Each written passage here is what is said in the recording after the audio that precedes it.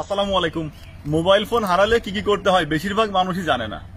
Mobile phone হারালে শুধু GD করবেন? হ্যাঁ, জিডি আপনি অবশ্যই করবেন, তবে জিডি করার আগে এবং পরে কয়েকটা কাজ আছে। এই কাজগুলো করলে আপনার তথ্য নিরাপদ থাকবে, আপনি নিরাপদ থাকবেন। আমি এসআই শামীম। মোবাইল ফোন হারালে কি কি করণীয় এই বিষয়ে বিস্তারিত বলছি আমার অভিজ্ঞতা এবং বাস্তবতার আলোকে। হঠাৎ করে আপনি খেয়াল করলেন আপনার কাছে আপনার মোবাইল ফোনটা নেই, তখন কি করবেন? পাশ থেকে কোনো একটা মোবাইল নিয়ে কল দিবেন। তো আপনার নাম্বারে কল দেওয়ার পর দুটো ঘটনা ঘটবে, হয় আপনার নাম্বারটা বন্ধ অথবা আপনার নাম্বারটা খোলা আছে। যদি কল দিয়ে দেখেন আপনার নাম্বারটা বন্ধ, তাহলে আপনার ফোনটা তাৎক্ষণিকভাবে পাওয়ার সম্ভাবনা খানিকটা কম। আর যদি দেখেন ফোনটা খোলা আছে, এই ক্ষেত্রে আপনার ফোন তাৎক্ষণিকভাবে পাওয়ার সম্ভাবনা যেমন আছে, পাশাপাশি ওই ফোন দিয়ে যে কোনো অপরাধমূলক কর্মকাণ্ড ঘটানোর সম্ভাবনা খানিকটা থাকছে।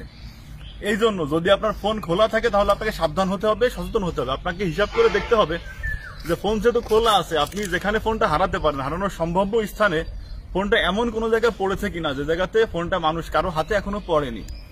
যদি এমন জায়গায় পড়ে থাকে যে কারো হাতে পড়েনি, সেক্ষেত্রে ফোন না ধরলে আপনি কিছুক্ষণ যাবৎ কল দিয়ে ট্রাই করে দেখতে পারেন। আর যদি এমন হয় যে না, আপনি যেখানে যাতায়াত করেছেন সেখানে ফোনটা মানুষের হাতে পড়ার সম্ভাবনা বেশি, আর হাতে পড়ার সম্ভাবনা থাকা সত্ত্বেও আপনি কল দিচ্ছেন কিন্তু ফোন ধরতেছে না, তার মানে হলো যার কাছে এই মুহূর্তে আপনার ফোনটা আছে তিনি আপনার ফোনটা ইচ্ছা করে ধরছেন না। তার উদ্দেশ্য ভালো থাকলে তিনি কিন্তু অবশ্যই আপনার ফোন ধরে ফোন ফেরত দিয়ে দিবে। এই জন্য আপনার কাজ যেটা হবে, আপনার সিম সাময়িকভাবে বন্ধ করতে হবে। সিম সাময়িকভাবে বন্ধ করতে হলে কাস্টমার কেয়ারে গেলেও পারবেন, অথবা অন্য কোন একটা নাম্বার দিয়ে কাস্টমার কেয়ারে কল দিলে আপনি সাময়িকভাবে নাম্বারটা বন্ধ করে ফেলতে পারবেন। কারণ আপনার নাম্বারটা আপনি বন্ধ করে যদি না ফেলেন, তাহলে আপনার নাম্বার চালু থাকলে ওই নাম্বার দিয়ে কোনো প্রতারণা করতে পারে, কাউকে হুমকি দামকি দিতে পারে, যে কোনো অপরাধমূলক কর্মকাণ্ড ঘটাতে পারে। তাছাড়া এমনও তো হতে পারে ওই নাম্বারটা দিয়ে আপনার মোবাইলের ফেসবুক আইডি খোলা, বিকাশ, নগদ, রকেট, হোয়াটসঅ্যাপ, ইমো এগুলো আপনার নাম্বার দিয়ে খোলা। এই জন্য যদি আপনার নাম্বারটা বন্ধ করে দেন, তাহলে আপনার নাম্বার ব্যবহার করে কাউকে কলও করতে পারবে না, আপনার মোবাইলের কোনো আইডি বা কোনো কিছুর অ্যাক্সেস সে নিতে পারবে না।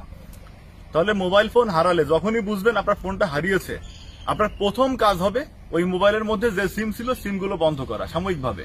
দ্বিতীয় কাজ হবে ওই মোবাইলের মধ্যে যে অ্যাকাউন্টগুলো আছে, যেমন বিকাশ, নগদ, রকেট যে নামগুলো বললাম, বা আরো যদি কোনো অ্যাকাউন্ট থাকে সেইগুলো সাইন আউট করা বা লগ আউট করা। আপনি নিজে না পারলে কারো সাহায্য নিয়ে এগুলো লগ আউট করতে হবে। এবার আসি, আমার মোবাইল তো হারালো, তাহলে আমি কোথায় জিডি করব? আপনার মোবাইলটা যে থানা এলাকায় হারাবে আপনাকে সেই থানা এলাকায় জিডি করতে হবে। জিডি কিভাবে করব? আপনার হারানো জিডির ক্ষেত্রে কিন্তু আপনাকে থানায় আসতে হবে না। আপনি যে কোনো জায়গাতে ঘরে বসে বা যে কোনো জায়গায় বসে শুয়ে বসে অনলাইনে জিডি করতে পারবেন। এবার আসি, আমি মোবাইল হারিয়েছি অনেক দিন আগে, কিন্তু এখনো মোবাইলটা কেন ফেরত পাচ্ছি না? আপনি জিডি করার পর আপনি যে থানায় জিডি করবেন ওই থানার পুলিশ তথ্য প্রযুক্তির সহায়তায় আপনার ফোন উদ্ধার করার চেষ্টা করবে। পাশাপাশি আপনাকে এটাও মাথায় রাখতে হবে, আপনার ফোন হারিয়ে গেলে আপনি যদি জিডি করেন, জিডি করার মূল উদ্দেশ্য হচ্ছে আপনার ওই ফোন দিয়ে যদি কেউ কোনো ক্রাইম করে বা কেউ কোনো অপরাধ করে আপনার হারানো পরবর্তী সময়ে, তাহলে সেই দায়ভার থেকে বাঁচা হচ্ছে আপনার জিডির মূল উদ্দেশ্য। এরপর যদি আপনার ফোন ফেরত পাওয়া যায় তাহলে তো খুবই ভালো। আপনার ফোন হারানোর পর ওই ফোন দিয়ে কেউ যদি কোনো ক্রাইম করে, সেই ক্রাইমটা দায়ভার যদি আপনার জিডি করা থাকে তাহলে আপনার দায়ভার নিতে হবে না। বাংলাদেশ পুলিশ তদন্ত করে তাকে আইনের আওতায় নিয়ে আসবে। আপনার এলাকার যে কোনো প্রকার অপরাধের তথ্য আপনার থানায় জানাবেন। আপনার দেওয়া তথ্য আপনাকে নিরাপদ রাখবে, আপনার পরিবারকে নিরাপদ রাখবে, আপনার সমাজকে নিরাপদ রাখবে, আপনার রাষ্ট্রকে নিরাপদ রাখবে। যেহেতু মোবাইল ফোন হারালে কি করতে হয় বেশিরভাগ মানুষ জানে না, তাই বেশিরভাগ মানুষকে জানানোর জন্য ভিডিওটি বেশি বেশি শেয়ার করতে অনুরোধ করছি। ধন্যবাদ সবাইকে, ভালো থাকবেন। আসসালামু আলাইকুম।